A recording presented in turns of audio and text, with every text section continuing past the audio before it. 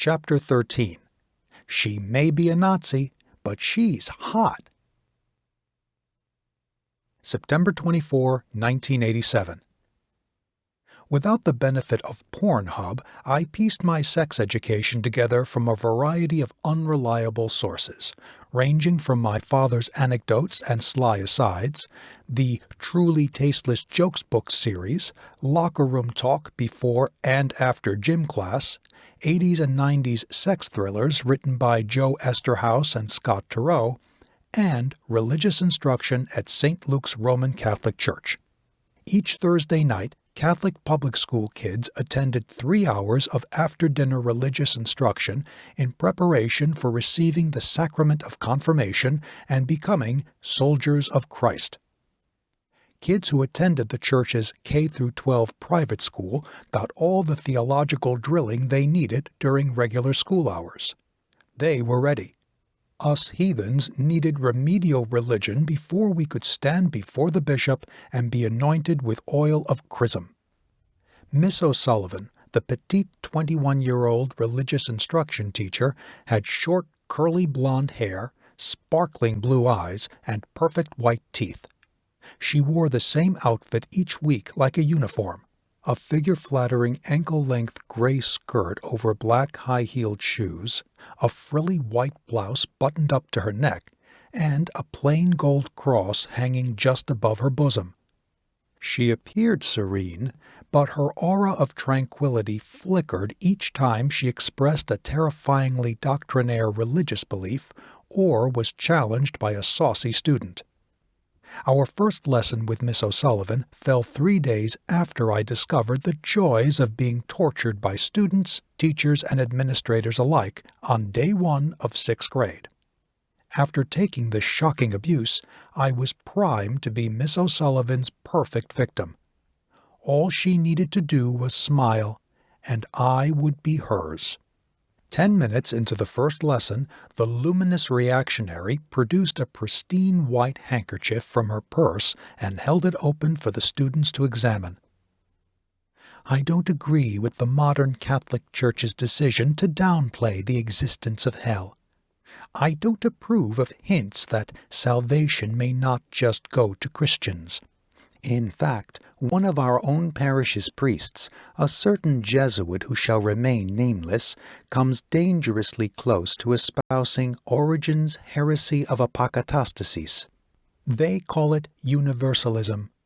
I believe in real Catholicism, which teaches that your soul must be as pristine as this handkerchief the moment of death, or you will burn forever. "This bitch can burn forever," Christina Gelormino whispered to Nancy Boyle. Nancy nodded her massive head of dark brown teased hair. "She's a real asshole." "A whole ass." The duo sat behind me in matching gray over-the-shoulder sweatshirts.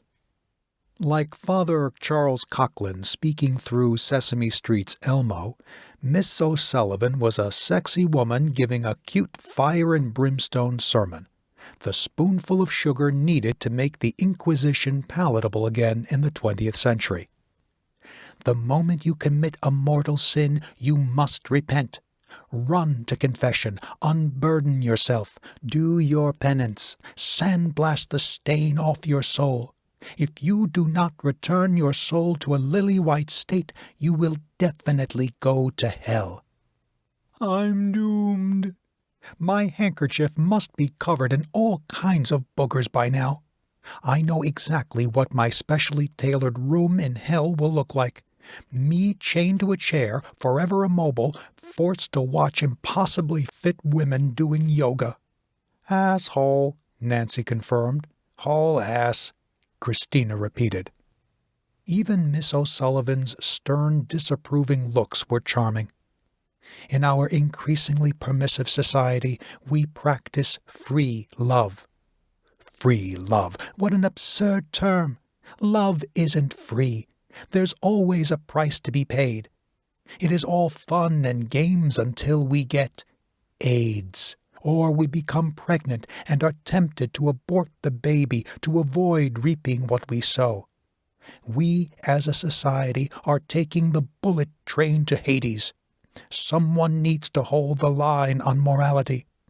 It won't be anyone in the secularist and morally bankrupt Democratic Party, that's for sure.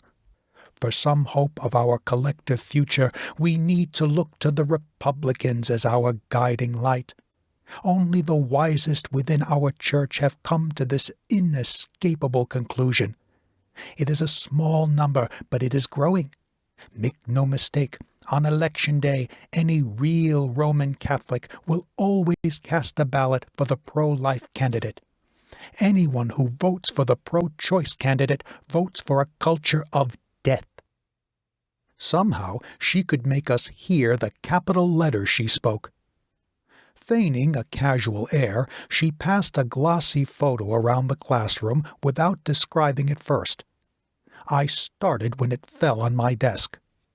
What you see before you, Miss O'Sullivan continued, are the bloody remains of aborted babies, small enough to hold in the palm of your hand, but definitely human and definitely murdered.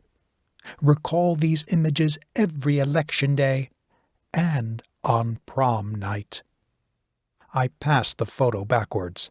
Cristina Gelormino took the world's briefest look at the photo and came close to gagging on her watermelon gum. "What the fuck?" she said between chews. She turned the photo face down and passed it to Nancy. "If I were you, I wouldn't look." "I shouldn't, right?" Nancy's teased hair shivered. Christina's hooped earrings shook back and forth. "Everything all right back there, Miss Gelormino, Miss Boyle?" asked O'Sullivan. "Peachy keen," Nancy grinned. Christina raised her hand enthusiastically. "Miss O'Sullivan, I have a question." Miss O'Sullivan looked dubious. "What is it?" "Is it considered a mortal sin if I have an aborted third trimester fetus pickled in brine in a mason jar on my nightstand?" Miss O'Sullivan paled. "What did you just say?" Christina blew a tiny bubble and burst it with her teeth, making it pop loud as a gunshot. "No chewing gum in class," Miss O'Sullivan admonished. "Throw that away, now." Christina gulped the gum down. "It's gone." "No more gum chewing." "Aye, aye, Cap'n," she saluted. By high school, Christina would need surgery to remove from her stomach all the gum she swallowed over the years to dodge teacher anger. The 3-hour marathon class continued, and the heckling girls remained silent for most of it. Still, the ears of all 13 students rang with Miss O'Sullivan's hyperbolic and reactionary rhetoric.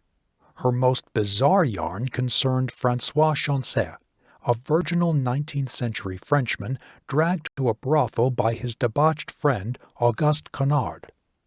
Feeling guilty for caving to peer pressure, François prayed a decade on his rosary before having sex with the prostitute. Then he paid his tally, lost his purity, and slipped into a satisfying postcoital sleep.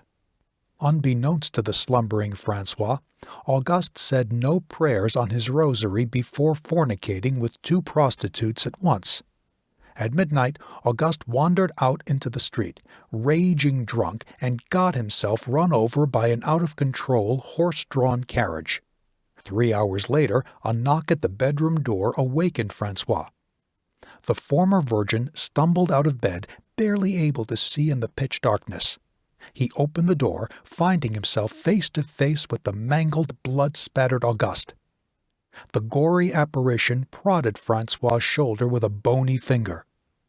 "It is a good thing you prayed your rosary, François. We were both meant to die in the accident that claimed my life. Our Lady cast a sleep spell over you, saving you from my grisly fate." From that day, François never visited another brothel or went anywhere without a rosary. Christina raised her hand. "I don't get it. The moral of the story is we need to pray the rosary before we commit a sin, or we'll become a zombie?" "I've never wanted to go to a whorehouse," Nancy said thoughtfully. "I guess if I go, I need to be sure to bring my rosary, am I right?" Miss O'Sullivan flashed an insincere smile at the hecklers. "I think the moral is obvious." The girls made me more aware of the absurdities of the story than I would have in their absence. Still, I gave credence to it. I had grown up learning to trust people who stood in front of a classroom. The fable also had the advantage of being the kind of cool horror story I always enjoyed, with echoes of Tales from the Crypt and The Adventure of the German Student by Washington Irving. Dad's Aunt Irene would laugh at me for believing any of it, but I couldn't help myself. I was gullible enough to buy Miss O'Sullivan's complete line of bullshit. Brothel goer or not, I gotta get me a rosary. Knowing what a screw-up I am, I'm sure I'll need a get-out-of-jail-free card sooner rather than later. "I am such a goof," Christina called out. "I was expecting a zombie-free lesson. I should have guessed you'd tell us a haunted cat house story. I want to put in a request for a story about Sheila and Caridi next week. They're sea monsters who live off the coast of Sicily." Miss O'Sullivan smiled beatifically at the two girls, but her eyes told a different story. Nancy called out, "Yo, tell Miss Sullivan the story you just told me about your dad." Christina feigned reluctance, though her eyes shone with mirth. "Oh, I shouldn't. Oh, you should," exclaimed Nancy. Miss Sullivan knew it was unwise to be interested, but couldn't help it. "What story?" Christina said, "Last night at dinner, my dad let out this enormous fart. My mom waved the air away from her nose and said, 'Pew.' But my dad is Italian, and in Italian the word pew means more. So Dad farted again." Christina laughed infectiously. I joined in.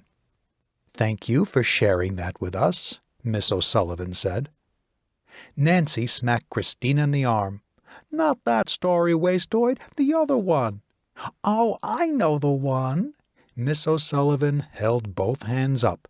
"No, please, one story is enough." "My dad made a toast at a formal dinner welcoming some Japanese businessman to America, and he ended by saying chin chin, which is Italian for cheers.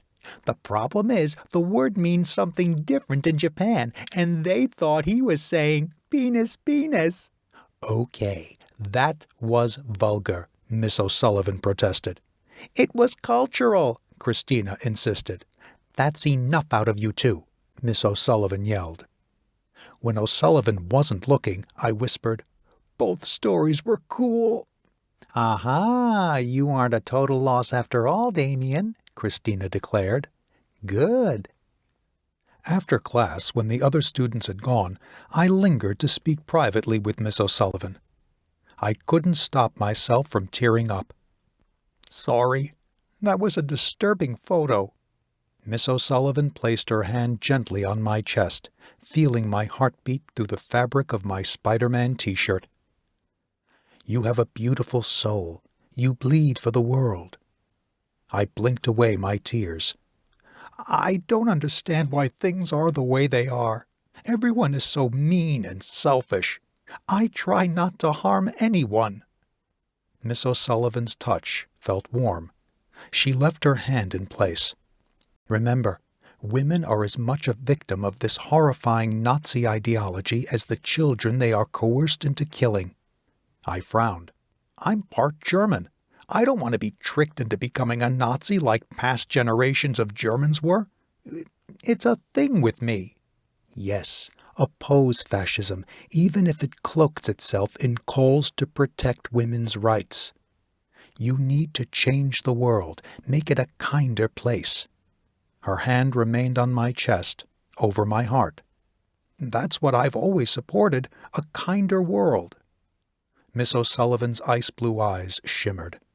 "You will become a saint one day, Damien." I gave her an aw-shucks smile. "Oh, well, that can't possibly be true, Miss O'Sullivan, and you can't know that when we've only just met." She smiled radiantly. That is exactly what a saint would say. I can see into you through your eyes. Keep being yourself. Be kind. Fight fascism. Make no compromises. Tired and grumpy, Dad walked in. Every car but mine left already, but we're still here? Flushing, Miss O'Sullivan removed her hand from my chest. Good night to you both. Night, miss, Dad said. His mood must have softened when he got a better look at Miss O'Sullivan and saw her hand on me. I picked up my raincoat and fedora and followed Dad outside. As we got into our blue Cutlass Sierra, Dad asked slyly, What was that all about? I shrugged. She was being nice to me. Did you notice that she's not wearing a wedding ring?